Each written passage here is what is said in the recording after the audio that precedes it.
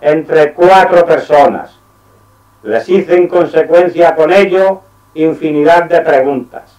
Le dije qué opinaban de todo eso los elementos de la Falange, qué opinaban de todo eso el ejército, qué opinaban de todo eso los elementos del sindicalismo vertical que hasta esos momentos estaban al frente de él.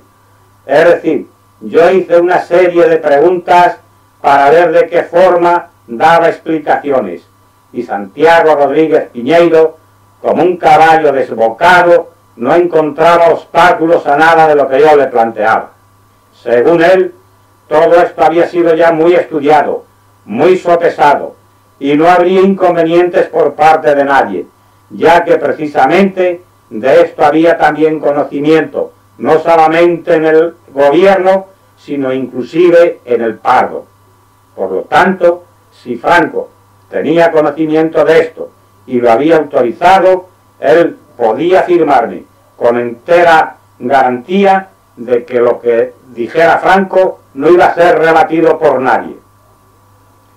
Después de darme contestación a todas las preguntas y a todas las objeciones que yo le iba haciendo, mi contestación fue la siguiente: no dudo de que todo lo que usted dice pueda ser verdad. Tampoco dudo de la buena fe suya. Es más, creo que el señor Fernández Cuesta, cuando le ha encomendado esta misión, también está dispuesto a cumplir lo que se dice. Pero de lo que sí dudo es de que todo esto se deslice tan fácilmente. Por otra parte, ¿qué adelantaríamos con poner todo eso en marcha, fusionando a la CNT con los sindicatos verticales, si todo esto se iba a deslizar dentro de una situación política bajo la presencia y el mandato del general Franco? Para mí es elemental. Si algo de esto puede en algún día realizarse, es elemental, digo, que el general Franco presente la dimisión de todas sus actividades políticas y militares. Esta respuesta mía, como epílogo de la conversación, cayó como una losa de plomo en Santiago Rodríguez Piñeiro. Yo le vi ya aplanado. Me dijo que tenía el propósito de ir a otras prisiones para ver a otros compañeros y exponerles más o menos lo que me había expuesto a mí. Entonces yo le dije que no se molestara, porque antes de que él fuera a las otras prisiones ya tendrían información nuestra personal alertándoles de lo que se pretendía, y que en manera alguna lograría sus propósitos, porque yo personalmente los encontraba disparatados y me suponía que lo mismo les ocurriría a los demás compañeros. Terminó pidiéndonos perdón si en algo nos había molestado y que se iba muy afligido, que de todas las maneras Espósito Moya sabía dónde encontrarle, y que si después de consultar con quien tuviéramos que consultar cambiábamos de opinión, él recibiría con mucho gusto nuestra respuesta, y que las proposiciones que nos había hecho seguían en pie y que él trabajaría por ellas con entero entusiasmo. Cuando salimos de aquella entrevista, me sorprendió que el director de la prisión hubiera dado orden de que Enrique Marco y a mí nos metieran en una celda. Yo pensaba que volveríamos por el mismo camino que habíamos ido, camino de nuestro dormitorio. Sin embargo, no fue así. Fuimos a parar a una celda, y en aquella celda nos dejaron completamente desnudos para cachear toda la ropa que llevábamos. Después de pasarse cerca de una hora, fuimos sacados de la celda, camino de la galería en que nos encontrábamos. La expectación que se había producido en toda la población penal por esta salida de Enrique Marcos y yo al locutorio había sido grande. No sabían qué había sido de nosotros, ni los compañeros nuestros, ni ningún otro, socialistas, ni comunistas, ni republicanos, sabían qué había sido de nosotros. como habíamos tardado más de 2 horas en volver, creían que por alguna razón de las muchas que había para que así procediera el director, nos habían metido en una celda. Cuando vieron que no había sido así, al entrar en la galería, todos los compañeros vinieron a saber qué había sido. Yo ya me había puesto de acuerdo con Enrique Marco para que no divulgara esta entrevista, para que si alguien nos preguntara, dijera que habíamos recibido la visita del abogado defensor nuestro, que hacía pocos días que habían celebrado el Consejo de Guerra contra nosotros y que había venido a saludarme porque también había venido a ver a Enrique Marcos para ser su defensor, que diera esta explicación a todos y que únicamente informáramos de la verdad al comité interior de la cárcel. Así lo hicimos. Cuando llegamos a la galería y nos abordaron infinidad de compañeros y amigos que no eran compañeros, dimos esta explicación. Pero después, de una manera reservada, informamos de ello al comité de la CNT de la prisión de Alcalá de Henares. Para mí fue muy desagradable aquella visita. Pero a los pocos días supimos que Santiago Rodríguez Piñeiro había sido tiroteado al salir de su domicilio, aunque salió ileso, y que aquellos disparos habían sido hechos por militantes de la CNT. De la misma manera que Expósito Moya había sido también una noche abordado al entrar en el portal de su casa y le habían dado una fenomenal paliza también otros militantes de la CNT. Aquello nos confirmó lo que me había dicho cuando tuvo conocimiento de esta entrevista un militante de la CNT que había en la prisión de Alcalá de Henares. Me alegro de que hayáis dado esa respuesta y me alegro por vosotros. Yo ya tenía conocimiento de que esto se estaba haciendo. Yo ya sabía que esta misma visita la habían realizado a la prisión de Carabanchel, donde habían visto a otros compañeros. Y puedo deciros que si llegáis a aceptar esa proposición de Rodríguez Piñeiro, y si salir de esta cárcel, habríais vivido pocas horas, porque seguro que os habían matado los mismos compañeros nuestros.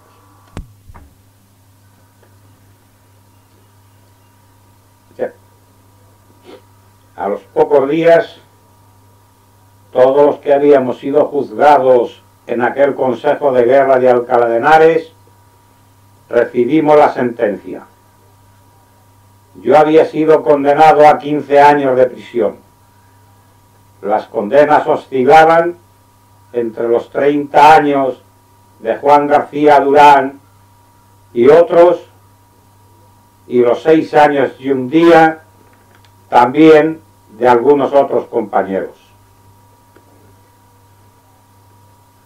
En la vida de la prisión de Alcalá de Henares no ocurrió ya después ninguna cosa de importancia.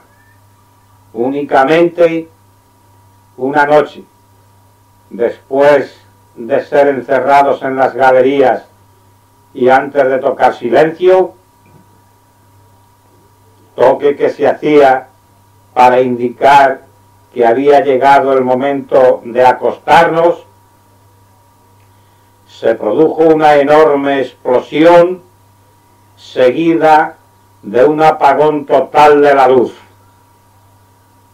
Por las ventanas de la galería en que yo me encontraba, algunos se asomaron y vieron que toda la población de Alcalá de Henares estaba a oscuras. Cuando se produjo aquella explosión, yo estaba sentado sobre mi petate y alrededor de mí había un grupo de compañeros que estábamos haciendo tertulia. Acto seguido, el silencio que se produjo fue sepulcral. Yo tuve la sensación de que aquella explosión había hundido el piso de la galería en que yo me encontraba y habían caído para abajo todos los que estaban sentados a mi alrededor, de tal manera que dentro de la oscuridad, sin atreverme a decir una sola palabra, comencé con la mano a tantear sobre el suelo para saber si lo que pensaba era cierto. Pero afortunadamente pude comprobar al tacto de que todos seguían allí y el suelo en su sitio. Entonces empezaron ya a oírse voces y conversaciones de los presos de la galería. Cada uno comenzó a encender las cerillas o los mecheros para poder alumbrarnos. La polvareda que había impedía casi vernos unos a otros.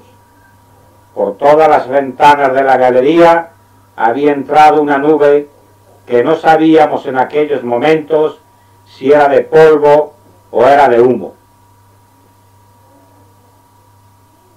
Al poco rato vino un funcionario con dos presos de los que andaban actuando como ordenanzas por la prisión. Vino a comprobar si estábamos todos bien y si no había ocurrido nada. Le preguntamos qué había pasado, a qué se había debido aquella enorme explosión y no supo decirnos nada. Dijo que él mismo lo ignoraba, que su gran preocupación era saber si los presos estaban bien y si había ocurrido algún accidente en el edificio de la cárcel. Se marchó sabiendo que en aquella galería no había pasado nada. A requerimiento de alguno dijo que las que él había visitado hasta entonces, tampoco en ellas, en aquellas galerías, había ocurrido nada. Haciendo cábalas cada uno a su antojo sobre lo que había pasado, se presentó el director de la cárcel al poco rato con el jefe de servicios. El señor el rey nos explicó ya que lo que había pasado es que había volado el polvorín que se encontraba en Alcalá de Henares. La prisión central en la que nos encontrábamos nosotros se hallaba enclavada al margen derecho del río Henares. El polvorín estaba al margen izquierdo del río, que se había producido, según el director de la prisión, la explosión de aquel polvorín. Pero de momento no sabía nada más, que estuviéramos todos tranquilos, que en la cárcel no había pasado nada, que todos los presos estaban bien y que durmiéramos tranquilos. A la mañana siguiente, cuando nos levantamos, al salir al patio, vimos una enorme capa de polvo y de tierra sobre todo el patio. Los tejados de los diferentes pabellones de la cárcel estaban también cubiertos por aquella capa de polvo que había venido volando. La explosión del polvorín, según supimos bastante más tarde, se había producido por un sabotaje. Allí se almacenaban grandes cantidades de explosivos del ejército, de dinamita y de material explosivo que alguien había aprovechado para hacerlo volar. Como consecuencia de aquel sabotaje, trajeron detenidos a las 2 o 3 semanas de producirse a 2 militantes del Partido Comunista de Alcalá de Henares, y con ellos ingresó como preso uno que hasta ese momento había sido funcionario de la cárcel, de cuyo nombre no me acuerdo en este instante, pero que estaba también complicado en aquel sabotaje. Cuando bajamos al patio al día siguiente, además de ver aquella enorme capa de tierra sobre el pavimento, vimos que por distintos lugares se habían cuarteado los pabellones de la prisión. Lo cierto es que como consecuencia de la explosión de aquel polvorín, como consecuencia también de los desperfectos ocasionados en los edificios de la prisión y como consecuencia de la situación interna donde quien mandaba era el comité de cárcel constituido por los presos y no el director, hasta el extremo de que en algunas ocasiones, cuando un compromiso personal del director por alguna recomendación para que algún preso ocupara alguno de los destinos interiores de la cárcel, antes de nombrarlo el director, de una manera indirecta consultaba al comité de presos para saber si estos iban a poner algún obstáculo, ya que lo que él no podría tolerar nunca es que, habiendo hecho la designación de un preso para ocupar un cargo o un destino en la cárcel, no pudiera cumplirlo el favorecido. Hasta aquel extremo había llegado la situación dentro de la cárcel. Realmente allí quien mandaba era de puertas para adentro el comité de presos. Entonces, como consecuencia de aquella situación y de los desperfectos que había producido la explosión del polvorín, una buena noche comunicaron por todas las galerías que nos preparáramos porque a la mañana siguiente íbamos a salir con destino a otra prisión, ya que aquella iba a ser desalojada. Aquella noche no dormimos ninguno. Cada uno en sus galerías fue preparando su petate y haciendo cábalas de a dónde iríamos a parar. Nadie sabíamos nada. El director había mantenido un riguroso secreto sobre ese particular. Después supimos que el motivo de ello fue para impedir hacer un espectáculo público en Alcalá de Henares, ya que nos consideraba capaces de hacerlo y dar con ello lugar a que la población civil y los periodistas acreditados en Madrid se desplazaran a Alcalá de Henares para ver el traslado de los presos de aquella prisión a otra. Se mantuvo todo en el más riguroso secreto. Únicamente nosotros, poco antes de acostarnos, cuando ya era materialmente imposible comunicar nada a la calle, tuvimos conocimiento de que a la mañana siguiente, a las 6 de la mañana, debíamos de estar todos preparados con el petate hecho para procederse a aquel traslado. Y efectivamente así ocurrió.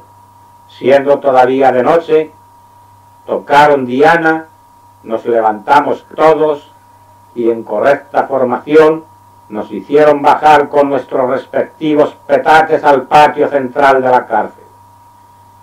A los petates nos habían ordenado que les uniéramos una etiqueta con el nombre y los apellidos de cada uno y la galería en que habíamos estado en la prisión.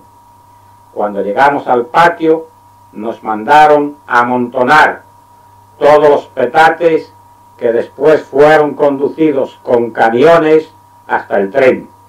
Nosotros fuimos libres de aquella engorrosa carga. Entonces se presentó en la prisión un comandante de la Guardia Civil de la plaza de Alcalá de Henares, que por cierto era yerno de don Niceto Alcalá Zamora, el que fue presidente de la República de España, y con él o a su mando toda una compañía de guardias. Nos trataron correctamente, nos ataron a todos de dos en dos, pero tenían los guardias la orden de preguntarnos si no nos molestaban aquellas ataduras, si no estaban excesivamente apretadas. Cuando alguno se quejaba de aquello, se la aflojaban un poco. De esta manera fuimos en fila de a dos, saliendo del penal, camino de la estación. Por las calles de Alcalá de Henares apenas si había público. Toda la carrera, como se dice en el argot militar, desde el penal a la estación, estaba cubierta por números de la Guardia Civil. En la estación, un tren formado esperaba nuestra llegada. Nos subieron a aquel tren y todos fuimos debidamente acomodados. En este tren, ya en él, tuvimos conocimiento de que nos dirigíamos a Ocaña. Entonces ya supimos que nuestro destino, desde la prisión central de Alcalá de Henares, la antigua Galeras, históricamente conocida en los medios penales españoles, quedaba atrás.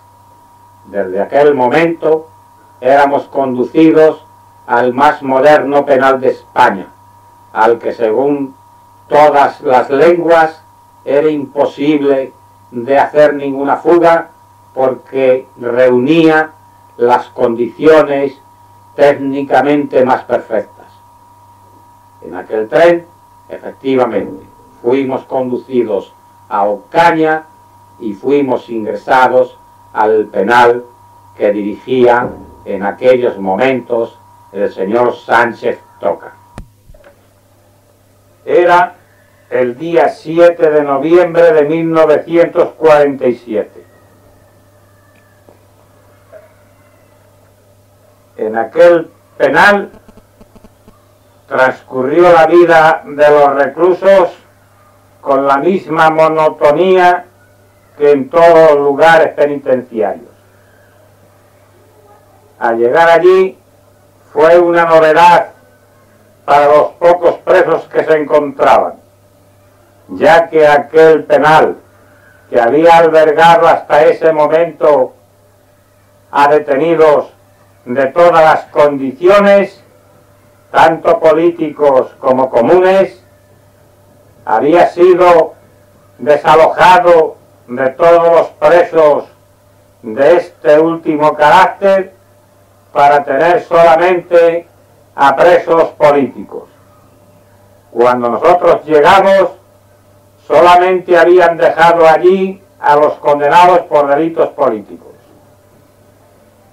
Después de formarnos en el patio central y de soltarnos una arenga el señor Sánchez Toca, diciéndonos más o menos que habíamos llegado al penal que mejores condiciones técnicas reunía para impedir toda fuga, y para explicarnos también que si nuestra conducta era correcta, él jamás emplearía contra ninguno de nosotros la más mínima represión. Sin embargo, digo, entre los que venían con la conducción de presos procedentes de Alcalá de Henares, seleccionó a 3 y desde aquel patio central los mandó a celdas. Se trataba precisamente de los presos que en sus antecedentes figuraban intentos de fuga. Nosotros fuimos trasladados, todos los que pertenecíamos a la CNT, a un pabellón donde hacíamos vida común. Esto que ya venía clasificado de esa manera desde la prisión central de Alcalá de Henares fue respetado también por el señor Sánchez Toca. Así, todos los presos procedentes de la CNT estábamos en unas galerías, los comunistas en otras y los socialistas en otras. Por lo tanto, estábamos con la misma clasificación que habíamos tenido en Alcalá de Henares.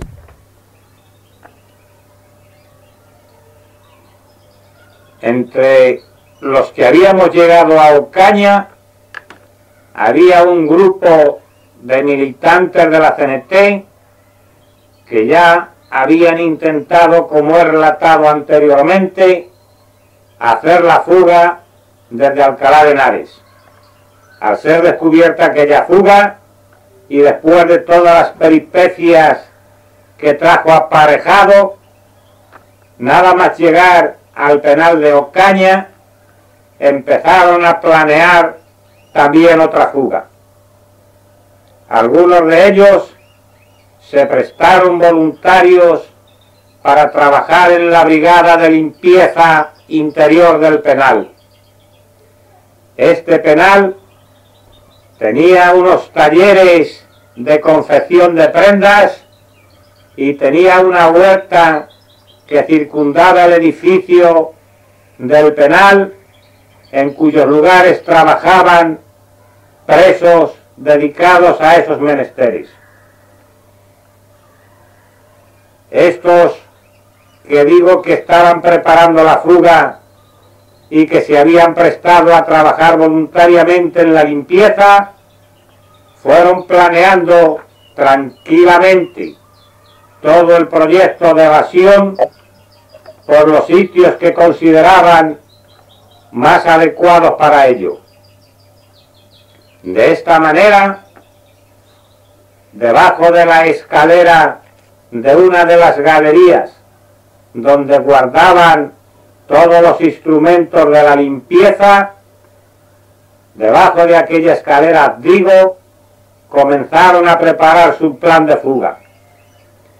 Allí, tranquilamente, mientras que los demás miembros de aquella brigada de limpieza estaban por las galerías y por el patio haciendo sus faenas, dos, por turno riguroso diario, se metían debajo de aquella escalera para hacer el túnel por el cual debían de evadirse.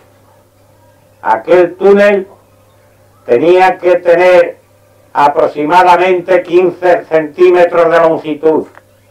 Tenía que perforar por debajo de la pared del muro del edificio y pasar por debajo de los talleres de sastrería para salir a la huerta del penal.